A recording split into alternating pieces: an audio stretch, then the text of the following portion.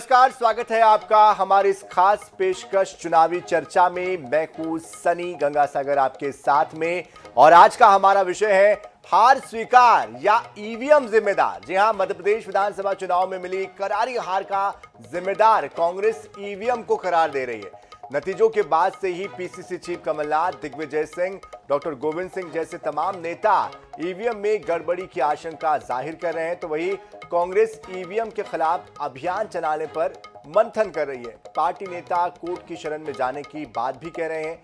वही भाजपा इन आरोपों को कांग्रेस की बौखलाहट करार दे रही है। इसको लेकर हताशा कांग्रेस की बता रही है भाजपा।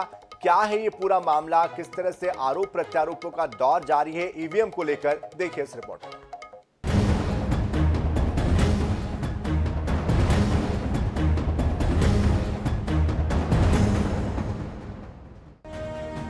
हाल ही में आए मध्य प्रदेश विधानसभा के चुनाव परिणामों को लेकर कांग्रेस नेता ईवीएम को आड़े हाथों ले रहे हैं।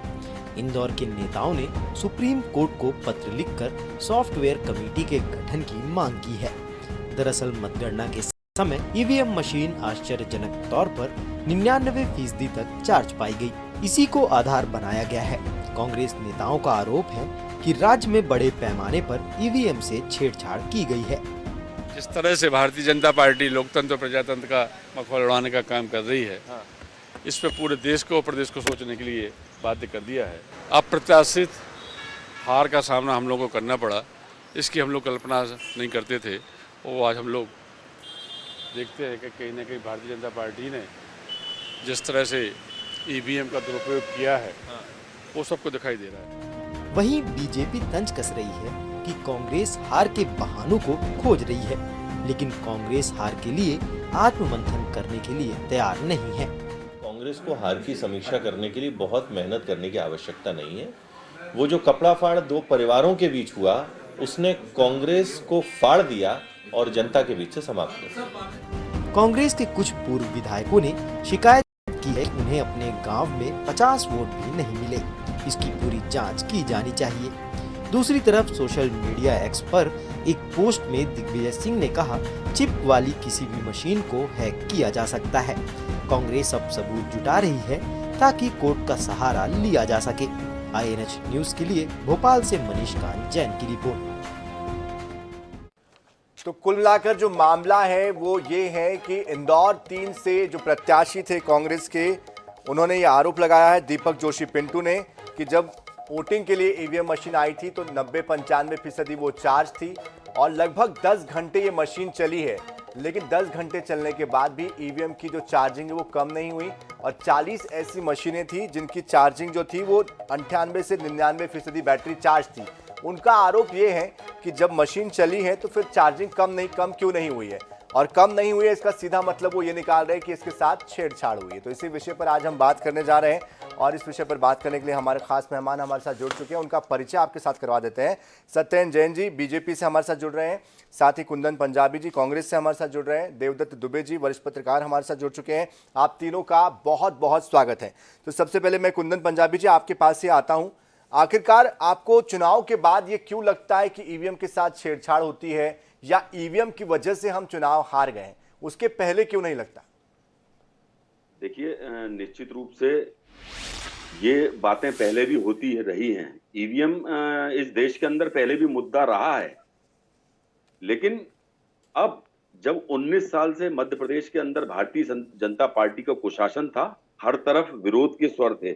ऐसा कोई वर्ग नहीं था जो भारतीय जनता पार्टी की कुरीतियों से, भारतीय जनता पार्टी की नीतियों से, भारतीय जनता पार्टी के भ्रष्टाचार से, भारतीय जनता पार्टी के द्वारा पैदा की हुई महंगाई से, ऐसा और बेरोजगारी से, ऐसा मतलब मैं बोल रहा हूँ, ऐसा कोई वर्ग नहीं था इस प्रदेश के अंदर जो भारतीय जनता पार्टी की मार 19 साल से सहन कर रहा था।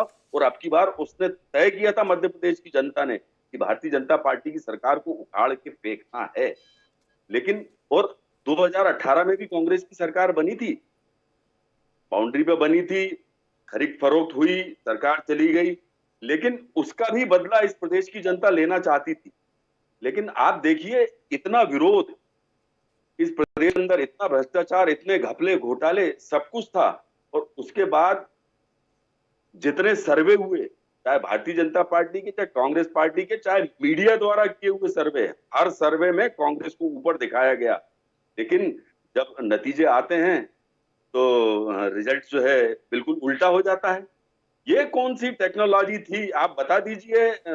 8 घंटे, 10.5 घंटे मशीन का उपयोग होता है, वोट डलते हैं, मॉक पोल भी होता है उसी मशीन का, और 17 दिन तक वो मशीन रखी रहती है चालू हालत में, और जब उसको निकाला जाता है और गिनती की जाती है और उसी मशीन की बैटरी 99% चार्ज पाई जाती है।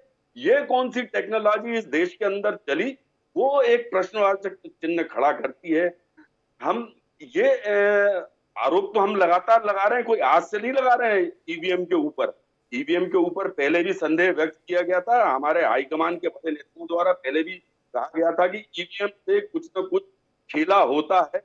मध्य प्रदेश, छत्तीसगढ़ के अंदर भी और राजस्थान के अंदर उसी प्रकार का हुआ है। छत्तीसगढ़ के अंदर भी सरकार बनते बनते वहां पे जनता की आवाज कि छत्तीसगढ़ के अंदर भूपेश बघेल जी की सरकार दोबारा बनने की, लेकिन ईवीएम एक बड़ा कुंदन जी, लेकिन ये बड़ा सोचने पर मजबूर कर देता है कि कांग्रेस जब जीतती है तब वो ईवीएम को दोषी करार नहीं देती है। जब आप 2018 में जीते थे उस वक्त आपने नहीं कहा कि हमने ईवीएम की वजह से जीत हासिल की।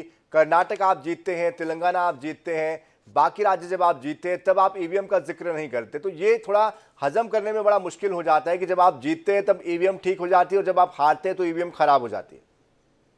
मैं आपको उसका भी कारण बता देता हूं। ये 5 राज्यों के चुनाव अभी जस्ट लाइक ए सेमीफाइनल था। केंद्र के अंदर बैठी हुई मोदी सरकार कभी नहीं चाहती थी ये सेमीफाइनल कांग्रेस यहाँ पे जीत के जाए, क्योंकि 3 महीने बाद ही इस प्रदेश के अंदर और देश के अंदर लोकसभा के चुनाव थे। ये बहुत सारे कारण हैं, आप उस पर खुद भी समीक्षा करिए, आपको भी मतलब जो है लगेगा कि ये जो है कारण जो है उभर के जो आ रहे हैं, कहीं ना कहीं ईवीएम का बहुत बड़ा रोल अदा हुआ है। और इस प्रदेश के अंदर जो सरकार नहीं आनी थी वो सरकार आई, और जिसको नहीं आना था वो सरकार आ चुकी।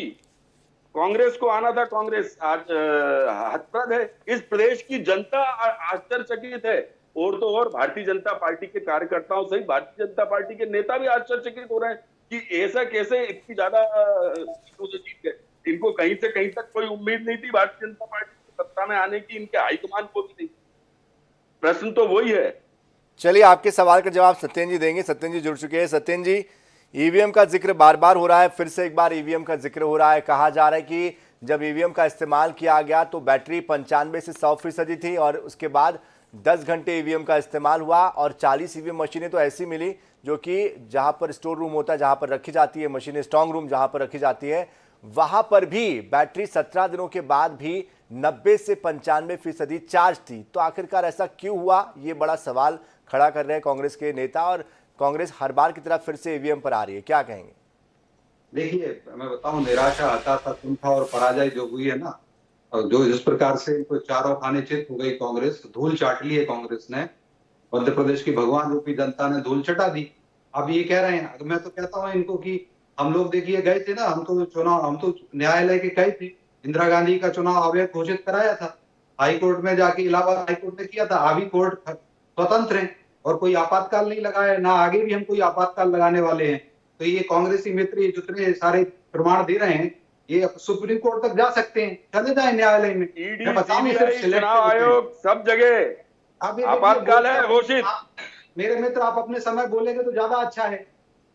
कुंदन जी आऊंगा। आप ये क्यों कह रहे हैं कि आपातकाल नहीं लगा? मैं कुंदन जी आपके पास आऊंगा, मैंने पर्याप्त वक्त दिया आपको। कुंदन जी वापस आऊंगा मैं आपके पास। जी, बात पूरी करें।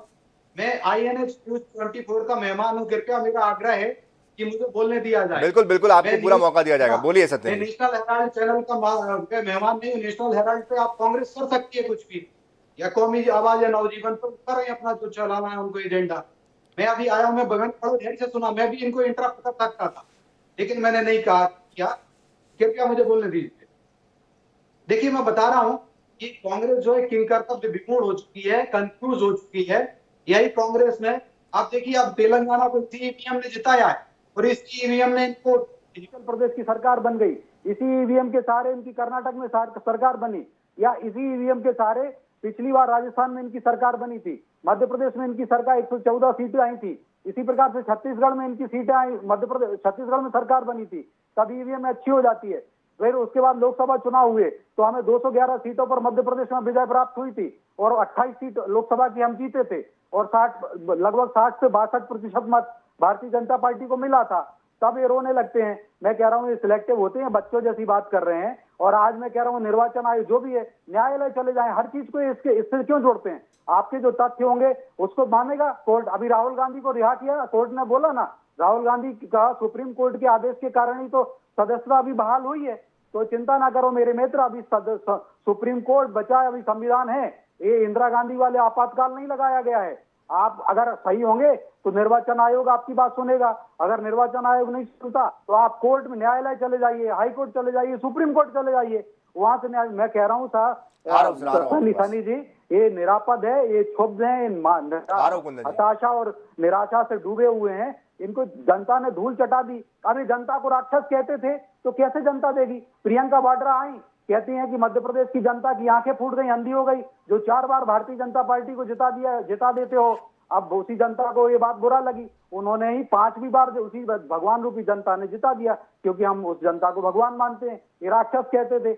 अब देखिए इसी कारण ये हो रहा। अरे भाई आप तो ये कहो कि कहाँ है वो, जिस प्रकार से फूल सिंह बरैया ने मुंह काला किया, मैं कहता हूं कि इन सभी को अपना मुंह काला करना चाहिए, क्योंकि इनका कुप्रबंधन रहा। ये कुप्रबंधन के कारण हारे हैं मध्य प्रदेश में। तो दिग्विजय सिंह, चलिए प्रतिक्रिया ले लेते हैं, आपके पास वापस लौटूंगा। सत्येंद्र जी संक्षिप्त में प्रतिक्रिया दीजिएगा कुंदन जी, क्योंकि मुझे देवदत्त जी के पास जाना है जी। देखिए मेरे मित्र अभी बड़ी बड़ी बातें कर रहे थे, भाषण दे रहे थे, भाषणबाजी कर रहे थे। मैं सिर्फ इतना कहना चाहता हूं, आप ये बताइए वो कौन सी टेक्नोलॉजी थी जिसके अंदर इतने देर तक बैटरी की जो मैंने बात की थी कि वो 99% चार्ज थी, वो हमें भी बता दीजिए। हमारा मोबाइल जल्दी जल्दी जो है बैठ जाता है, तो हम उसको चार्ज कर सके तो 18-25 दिन चले मोबाइल कम से कम। देश के लोगों का फायदा, चार्जर पे चार्ज नहीं करना पड़ेगा। ऐसी कौन सी टेक्नोलॉजी थी वो? जब कांग्रेस पार्टी 199 सीटों बैलेट पेपर के अंदर जीत रही थी, ये चुनाव आयोग का डेटा मेरा नहीं है, मैं चुनाव आयोग का निश्चित किया हुआ डेटा है कि 199 सीटों पे मध्य प्रदेश के अंदर कांग्रेस पार्टी बैलेट द्वारा जीत रही थी। और ये कहावत भी है, बैलेट से जीता चुनाव जीता। और उसके बाद फिर पार्टी इस तरीके से मतलब प्रदर्शन निकल के आता है, तो ईवीएम पे सवाल उठना निश्चित है। और ये ईवीएम का ही खेल है जिससे आज हम लोग को हार का सामना करना पड़ा। चलिए वापस आता हूं कुंदन जी आपके पास, और आपसे सवाल यही रहेगा कि आखिरकार आप निर्वाचन आयोग क्यों नहीं गए समय रहते, और क्यों नहीं इस पर आपने एक्शन लेने के लिए कोई अपील की है? देवदत्त दुबे जी, क्या ईवीएम को लेकर जो बार बार सवाल उठते हैं, इसको हम सिर्फ इसलिए टाल दें क्योंकि पार्टी हार जाती इसलिए ईवीएम का जिक्र करती है, या फिर वाकई में ईवीएम की जो विश्वसनीयता है उस पर एक बार फिर से हमें सोचने की जरूरत है? देखिए, स्वस्थ लोकतंत्र के लिए एक बार जरूरी है कि ये पूरी जांच हो जाए, एक बार क्लियर हो जाए, इसमें सुप्रीम कोर्ट, चुनाव आयोग, सब दलों के बैठ जाए, क्योंकि ये हर बार चुनाव की मुद्दा उठता है। तो हमारा आप यहाँ आप क्या लगा लें, बहस कर लें, लेकिन उस मतदाता की मन में गलती होगी जो दूर गांव में बैठा है, जिसमें उसको लग रहा होगा हमने जिस नहीं पहुंची क्या। ये मजबूत लोकतंत्र के लिए अच्छी नहीं है। ये लगता है सत्ताधारी विपक्ष में कांग्रेस ये हो रहा है, चुनाव लगा, मुझे लगता है एक कांग्रेस चुनाव जीतने के बाद इसी बात को उठाने, ईवीएम की बजाय बैलेट पेपर से चुनाव हो, या सभी दल मिलके एक बार तय करें सही है कि गलत है, बस। क्योंकि ये दुविधा और द्वंद्व का ये हम सब भी रहते हैं कि लोकतंत्र उत्सव के रूप में हम चुनाव होते हैं, और सब उसमें भागीदारी करते, कितना पैसा खर्च होता है, श्रम खर्च होता है, और ये अपेक्षा के साथ एक एक सुबह से वोट निकलता है, आपको करोड़ों वोट पड़ता है कि हम जिसको चुनने जा रहे हैं हमारे देश, प्रदेश, समाज करेगा, विकास करेगा। मुझे लगता है कि अब आ गई है, जब इस पे बहुत लाना चाहिए, खाली आरोप लगाने के बहुत जगह उनको ऐसे प्रूफ में तो सुनने में तो हवा हवाई क्या पे आते हैं कि हमारे परिवार ने वोट डाला, वहाँ वोट डाला, या हमारी समाज की वोट थी उतनी निकली नहीं। तो इन सबको एक प्रूफ सहित निकालना चाहिए कि कहाँ आपको सब लेकिन देवदत्त जी यहाँ पर आपको रोकूंगा मैं बीच में। एक सवाल ये भी आता है जहन में कि जब भी निर्वाचन आयोग चुनाव करवाता है उसके पहले ईवीएम की जांच के लिए सभी दलों को आमंत्रित करता है वो कि अगर आपको कोई शंका है, कोई दिक्कत, कोई परेशानी ऐसी लगती है कि ईवीएम को लेकर हो सकती है, उस वक्त ये जो नेता है ये वहां पहुंचते नहीं या फिर अपने ऐसे नेताओं को भेजते हैं जिनको बहुत ज्यादा इसको लेकर कोई लेन देन करना नहीं है। लेकिन बड़े नेता जैसे ही चुनाव संपन्न होता है ईवीएम को लेकर बातें करते, जैसे कि दिग्विजय सिंह जी का जो राज्यसभा के सांसद है, उन्होंने कहा हाल फिलहाल में कि कोई भी चिप वाली मशीन हैक की जा सकती है। अभी इंदौर 3 से जो प्रत्याशी है उनका कहना है, दीपक जोशी पिंटू का, कि जो बैटरी जो चार्ज थी इसको छेड़छाड़ करके चार्ज किया गया ना, कि ईवीएम से छेड़छाड़ हुई है। तो ये जो चीजें हैं, जो पारदर्शिता की बातें हैं, ये पहले क्यों नहीं रखी जाती है? वही मैंने पहले कहा, ये सब चीजें बहुत परीक्षण तो होना, क्योंकि ये अविश्वसनीयता ठीक नहीं लोकतंत्र के लिए, और जब तक ये अविश्वसनीयता रहेगी कांग्रेस के लिए भी नुकसानदायक है। नेता जो मेहनत नहीं करते अब हारेंगे और कहेंगे अरे कारण हार गए, वो भी परिश्रम नहीं करेंगे, सबके लिए बहाने जैसे और अविश्वसनीयता पैदा करने वाले समाज।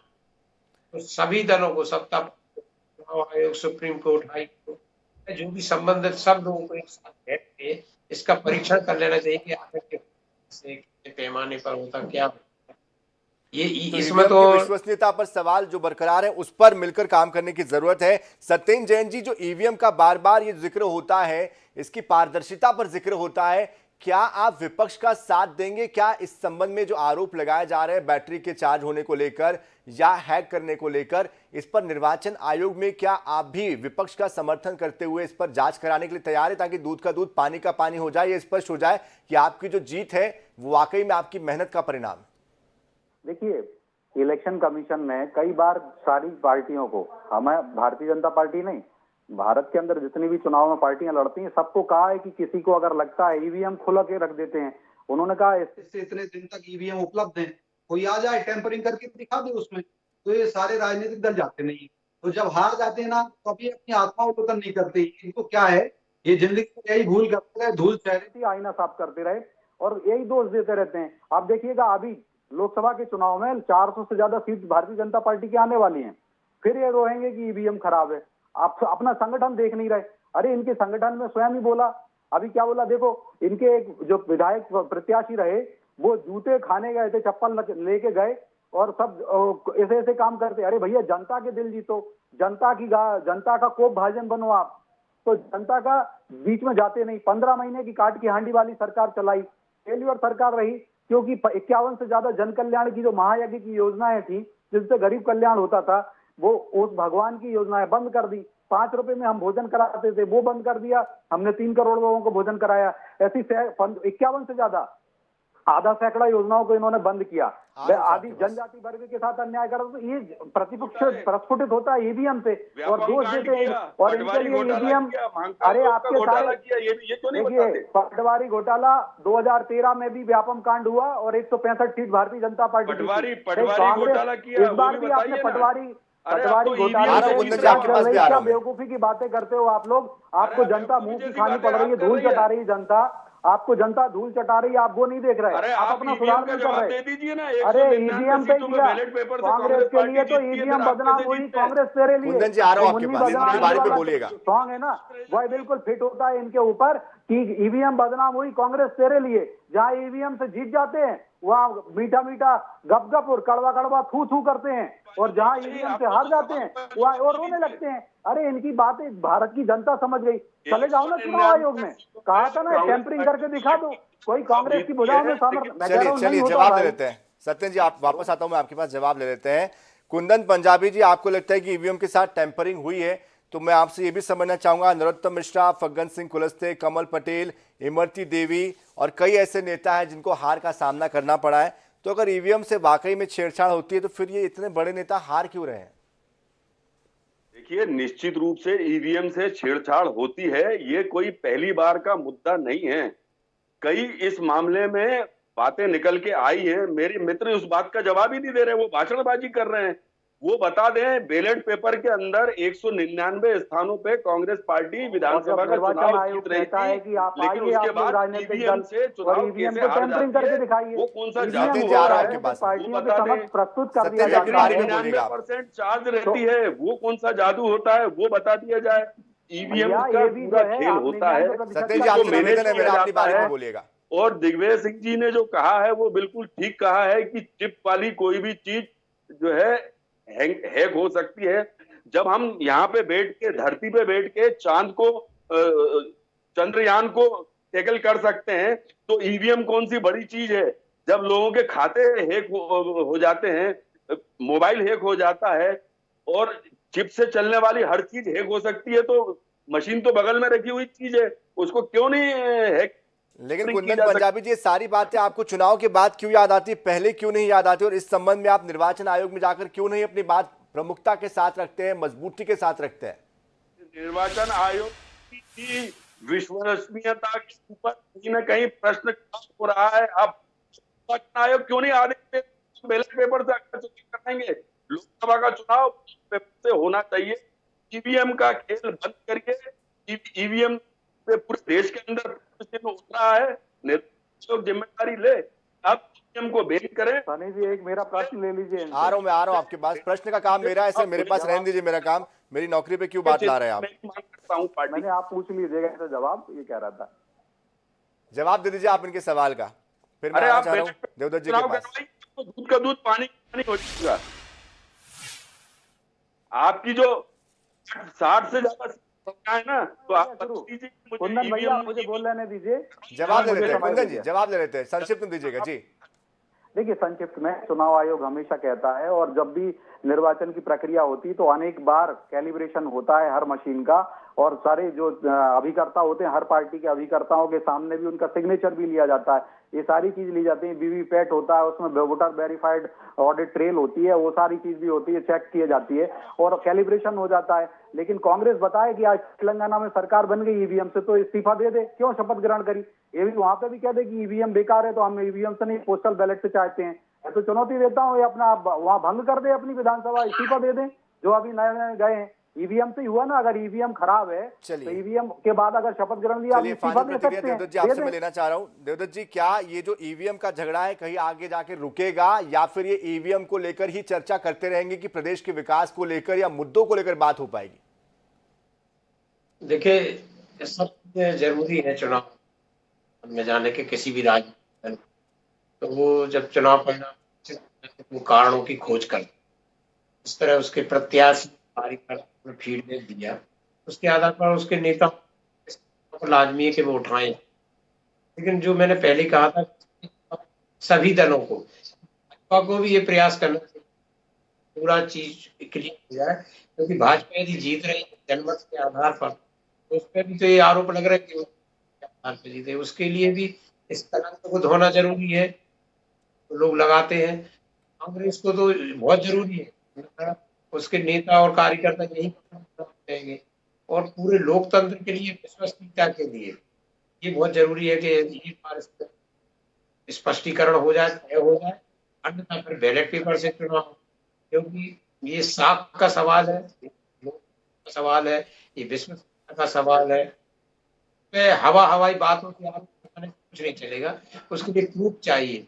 बिल्कुल, आपके पास जो भी तकनीकी साक्ष्य आपको सामने लाकर रखने होंगे, और जनता के बीच जो भ्रम की स्थिति पैदा हो रही है, इसको दूर करने के लिए खुद ही राजनीतिक दलों को सामने आना होगा, सामने आकर बताना होगा कि वाकई में इसमें तकनीकी खामियां हो सकती है, छेड़छाड़ हो सकती है, या इसके जरिए एक पक्ष जो है वो जीत हासिल कर सकता है। ये साबित करना होगा, निर्वाचन आयोग तक इसको पहुंचाना होगा, और जनता के बीच जो लोकतंत्र को लेकर विश्वसनीयता है उसको मजबूत करने के लिए खुद ही पहल करनी होगी, ताकि जनता भी इसको संशय की दृष्टि से ना देखे और हर बार जो चुनाव होते हैं वो निष्पक्ष तरीके से भविष्य में भी हो पाए। बहुत बहुत शुक्रिया आप तीनों का हमारे साथ जुड़ने के लिए, इस अपने विचारों को रखने के लिए। तो चुनावी चर्चा 2023 में फिलहाल के लिए इतना ही, लेकिन तमाम जो खबरें सियासी गलियारों से आ रही है उन पर हमारी नजर बनी हुई है। ताजा अपडेट्स के लिए आप बने रहिए INS 24/7 के साथ। नमस्कार।